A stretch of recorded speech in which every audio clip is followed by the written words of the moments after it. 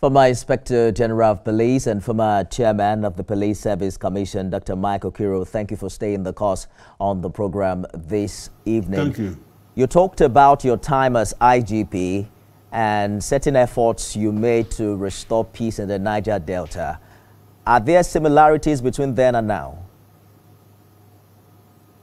Coming again. You talked about the issues. I didn't hear you well. What? You talked about the issues in the Niger Delta while you were Inspector General of Police and how you intervened to restore peace. Are there similarities between what happened then and what's happening now? Yeah, there are similarities. But what happened then should be a child play to what I think and I visualize is going to happen now. By the time I worked on amnesty for militants, Niger Delta, the militants were attacking oil installations, fuel stations, and pipelines. I had to go in. First of all, I approached President Yaradua and told them that they need to have peace in River State, especially Niger Delta militants who are, for one reason or the other, destroying peace in South-South. After a long pressure, he took up and agreed with me. And I had to go to the camp to pick the arms from the youths.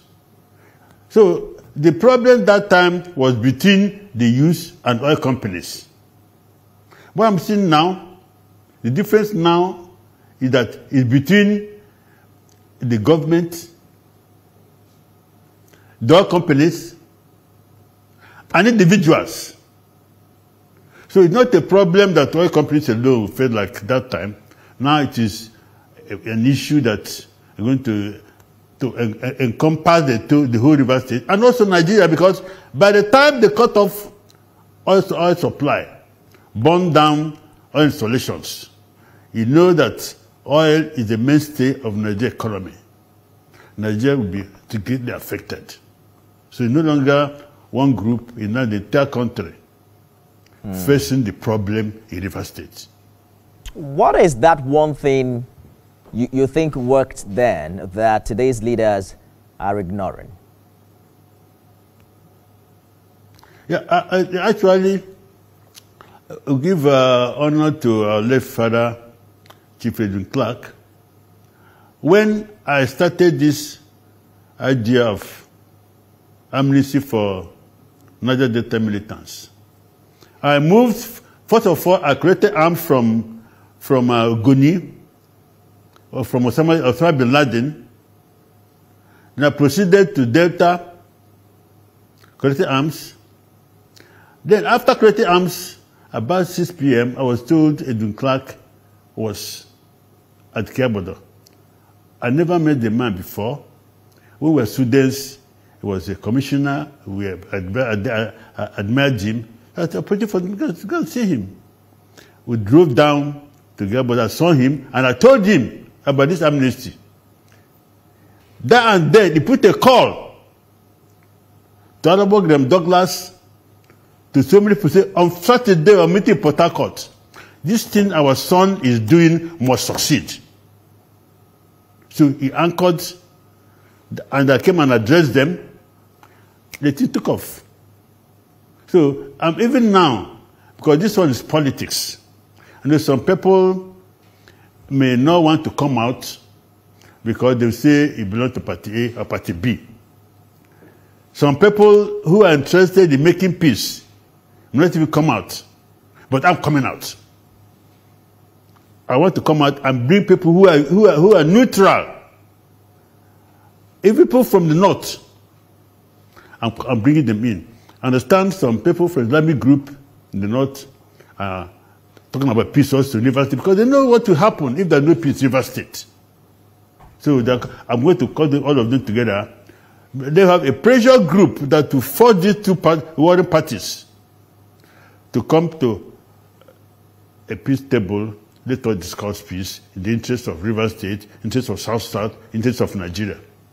Sounds like you're saying the Nigerians who feel Rivers is distant and this is just another political crisis, why should they care about what's happening there? Are naive, right? Yeah. I don't think people say what happened in Nigeria is a political crisis. Good. You can call it political crisis, but it can snowball into something higher than that. You see, you can just call somebody just a crisis. You never know when to end and how to end. The magnitude is going to encompass. So I'm saying, let us not look at River State's problem as political. It's also economical. It is national. It is zonal and whatever. Not only for River State, for whole Nigeria, South, economy, and so on and so forth. You sound quite optimistic about your call for peace, but we've heard from the gladiators and the stakeholders on this issue who have vowed not to see face to face. What's fueling your optimism that would change? My optimism lies in the fact that no human being, though some human beings want to commit suicide, but it's a credible percentage of human beings want to commit suicide. If those are the problem somewhere, you don't want to go there.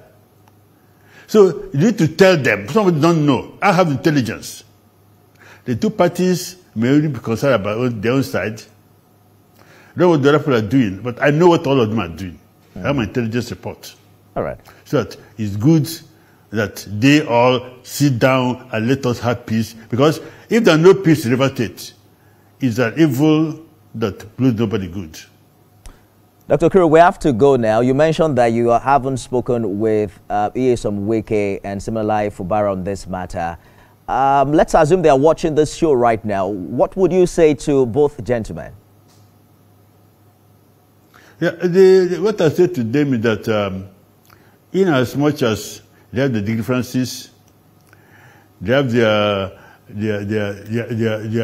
quarrel, they should keep it aside and think of the general good of Rivers people. Wike have been governor in Rivers State. Fubara is the current governor of Rivers State. They should work together. Rivers State should be what Rivers State is and must always be. So two of them should agree and ensure that Rivers State continues to be in existence. History will not have the good if they say these people are people that made Rivers State to boil, made Rivers State to go into ashes, to go to blazes, make Nigeria to go to blazes. I don't think any of them would like to do that. So the best thing for them to do is to let's come together. And in fact, that actually, if people are quarreling, you need somebody to come between them and settle. Most quarrels are settled by people. So that's what we want to do. We want to settle for them. They want to hear what are the grievances and then settle for them. All right. We don't say that A is right or B is wrong. We want to say that let's look at their problems and settle them. Dr. Okiro, we have completely run out of time. Thank you so much for talking with us and also pouring out your heart on this matter. Niger Delta elder statesman, former Inspector General of Police, Dr. Michael Okiro, thank you. Thank you very much.